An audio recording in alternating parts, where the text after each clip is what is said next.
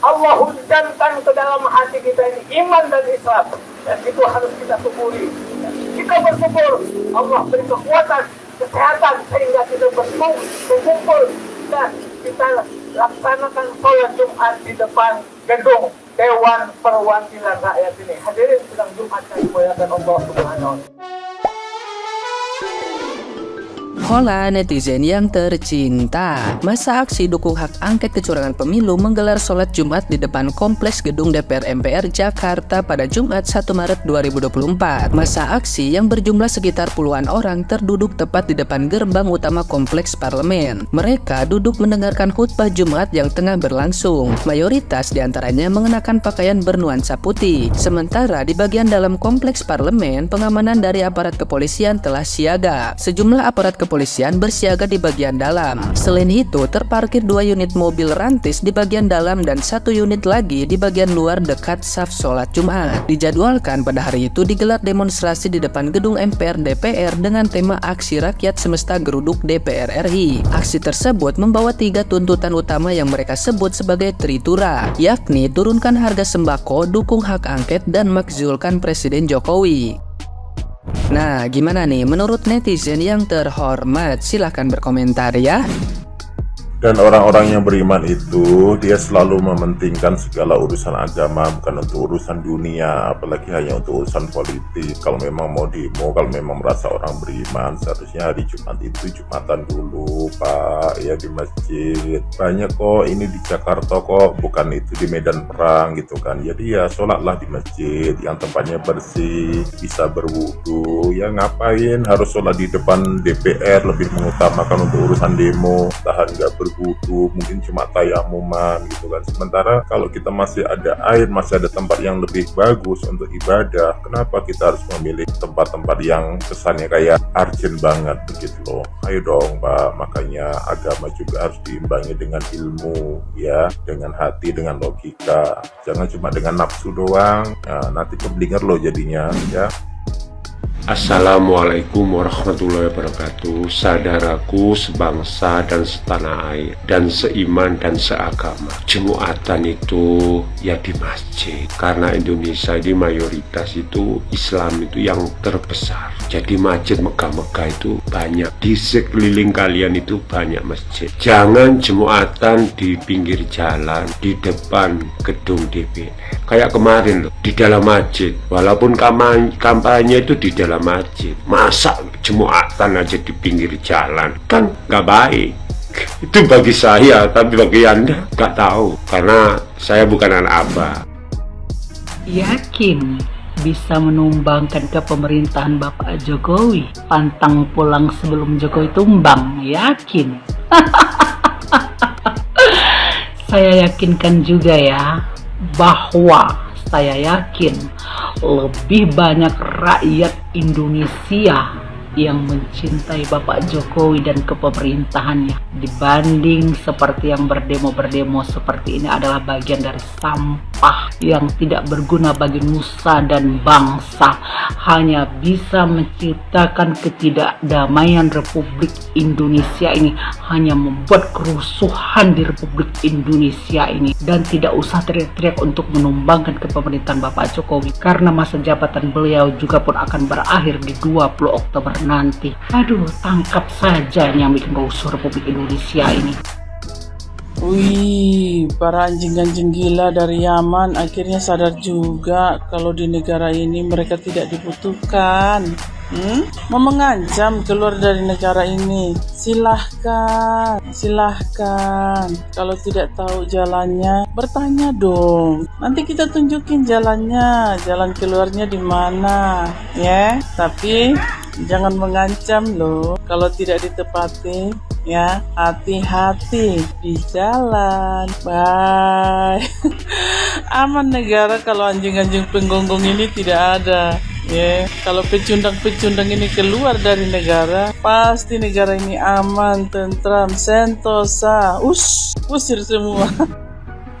Assalamualaikum Bu. Udah pulang Bu, udah masak Bu. Maaf nih Bu, saya stick lagi nih.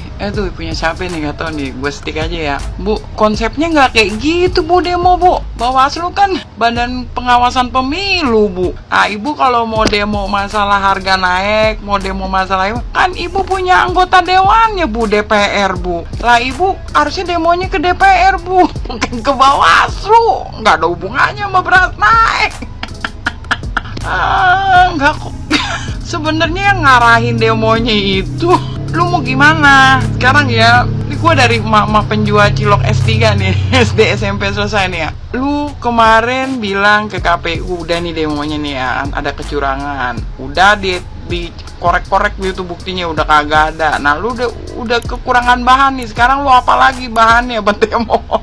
Terus lu mau naikin angket, oke. DPR, oke. Lah kita mintanya nih, ya udah, kalau mau pemilu lagi ulang, nggak apa-apa. Sekalian sama anggota DPR, DPRI-nya sama DPD-nya sekalian, ya kan?